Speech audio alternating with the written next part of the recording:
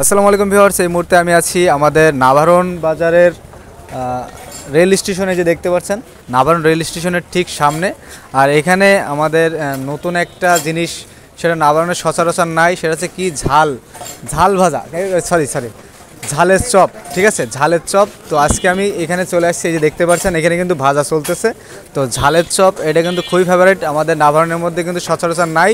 তো আজকে এখানে কিন্তু এই জিনিসটা খুবই লোভনীয় খাবার একটি। তো চলুন আজকে আপনাদের দেখাবো ঝালের চপ কীভাবে বানাচ্ছে। তা ঝালের চপ আসলে কত করে পিস? মাত্র 5 টাকা পিস। 5 টাকা পিস কি একটু বেশি হয়ে যায় না? ঠিক না, আছে, এ দেখেন এই যে দেখেন একটা ঝালের চপ, একটা ঝালের চপ 2বার করে ভাজি আমি। আচ্ছা, 2বার ডবল দিয়ে ডবলই ভাজা হয়, যাতে ঝালটা একটু কম লাগবে, খাতি ভালো লাগবে, সবাই আগ্রহ করে খাবে। মোটা করে হয় যাতে এই যে কাটি। হ্যাঁ, একটু এই যে একটু ঝালের দেখাই দেন, চপটা দেখেন, ঝালের চপটা ভাজা একটু দেখাই দেন।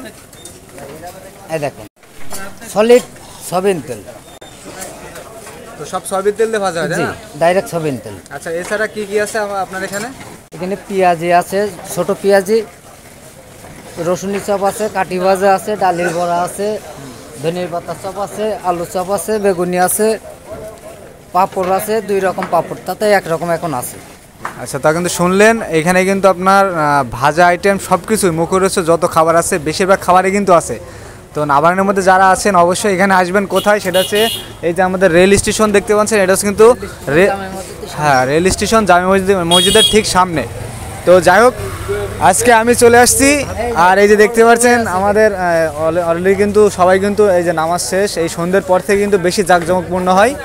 তো সবাই কিন্তু চলে আসছে। তো আমার এখানে দেখতে পাচ্ছেন আরও কিন্তু আমার এক কাকা চলে আসছে আজকে, মনে করেন যে এখানে খাতে। আসসালামু আলাইকুম। ভালো আছেন? ভালো। তো এখানকার এই পেঁয়াজি ভাজা, এগুলো ভাজা আপনি খাতে আসেন নাকি, খেতে আসেন নাকি? মাঝে সাথে আসি। কি আপনার কাছে ভালো লাগে? ভালো, প্রায় বেশি তো নাম করা এর ভাজা খারাপ লাগবে। তো আপনারা কিন্তু শুনলেন, আসলে কিন্তু অনেক ভালো লাগে, যার জন্য কিন্তু অনেক দূর থেকেও মানুষ কিন্তু এখানে খাওয়ার জন্য আসে। হ্যাঁ, ছেলে হিসেবে ভালো, ওর ভাজা বেশি, ওর সংসার চলে, সবাই খায় ওর ভাজা। তো যাই হোক, আপনারাও আসবেন, আপনাদের দাওয়াত থাকলো। তো সবাই ভালো থাকবেন, খোদা হাফেজ।